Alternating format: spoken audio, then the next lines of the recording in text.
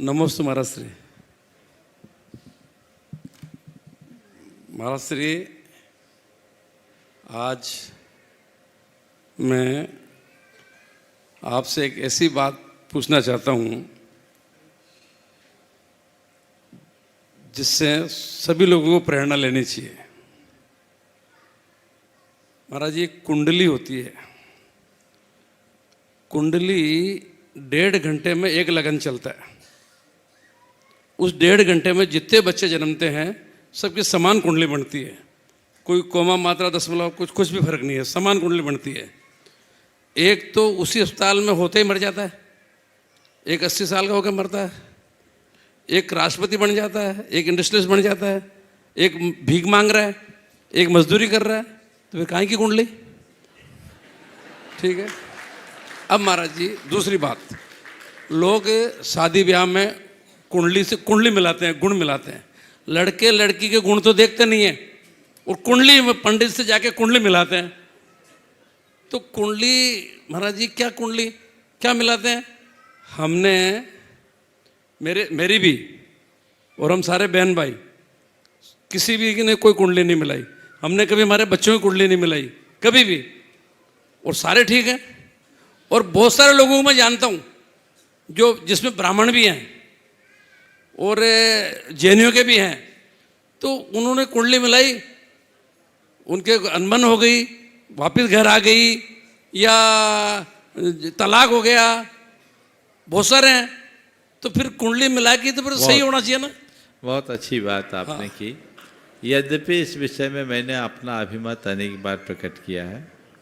आपकी पूरी बात की समीक्षा में एक पंक्ति में देखे बात आगे करता हूँ कि आज के समय में तो कुंडली कहीं से प्रासंगिक ही नहीं है। कुंडली ही प्रासंगिक नहीं है। क्यों? आज के समय में कहीं कुंडली ही प्रासंगिक नहीं है। क्यों? क्योंकि कुंडली तो तब सही माने जाए जब जन्म सही ठिकाने में हो और सही टाइम पे हो। कुंडली का आधार इष्टकाल है और इष्टकाल व्यक्ति के जन्म स्थल के अक्षांश देशांश के आधार पर और वहाँ के सूर्योदय के आधार पर होता है। अब शिखर जी के व्यक्ति है, उसका जन्म कलकत्ता में हो रहा है, तब उसकी कुंडली तो कलकत्ता के हिसाब से बनेगी। और कलकत्ता में एक समय पर एक साथ अगर 100 बच्चों का जन्म हुआ है तो 100 की जन्म पत्री एक होगी और फिर वही विसंगतियाँ आएगी जो आपने बोला। फिर दूसरी बात, ये नैसर्गिक जन्म हो तो कुंडली का कोई मतलब हो। जन्म भी आजकल तो पहले से तय हो जाते, सीजर होते हैं। अब कुंडली पहले बनती, बच्चा बाद में जन्मता है, तो कुंडली का क्या काम? तो कोई मतलब नहीं है इन सब चीज़ों से। और इसके उत्कृष्ट प्रमाण अशोक जी खुद हैं। महाराज श्री, हाँ, वो मैंने पंडितों से भी ये बातें पूछी। हाँ हाँ, मैं तो पूरा खोज करता हूँ पूरी। हाँ, वो फिर कहते हैं मेरे को, हम देश काल क्षेत्र भाव ये देखते हैं। वो कैसे देखते हैं देश काल भाव? कुंडली तो समान है, मन से देख लेते हैं। वो उसमें भी कुंडली नहीं मिलती है तो थोड़ी दक्षिणा बढ़ जाने से मिल जाती है। ये भी एक मिनट मैं आप सबसे बोल रहा हूँ, मैंने अनेक बार बोला हूँ, कुंडली नहीं, मेंटल वाइब्रेशन मिलना चाहिए। महाराज श्री, आपने जो बताया ना दक्षिणा की बात, ये कंवर साहब बैठे हैं और मेरी बेटी बैठी है। हाँ, वो राजेंद्र जी कुंडली के चक्कर में पड़े हुए थे। हाँ, और मैं उस पंडित के गया, 1000 रुपये दक्षिणा दी, उसने कुंडली मिला दी। ये बैठे हैं सामने और राजेंद्र जी सुन रहे हो तो उनको ही पता है सब बात, बता दी मैंने उनको बाद में सब। मैंने अनेक बार ये बात दोहराई है, कुंडली मिले या न मिले, मेंटल वाइब्रेशन मिलना चाहिए।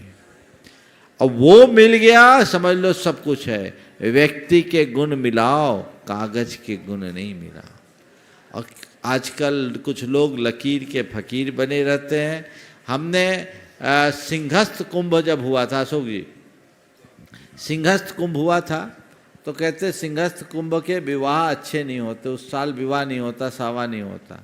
एक अखबार में एक लेख छपा था जिसमें 250 विवाहों का विश्लेषण था, जिसमें सब अपने अपने क्षेत्र के सफल और अति सफल लोग थे और सबका सिंहस्थ कुंभ में विवाह हुआ था।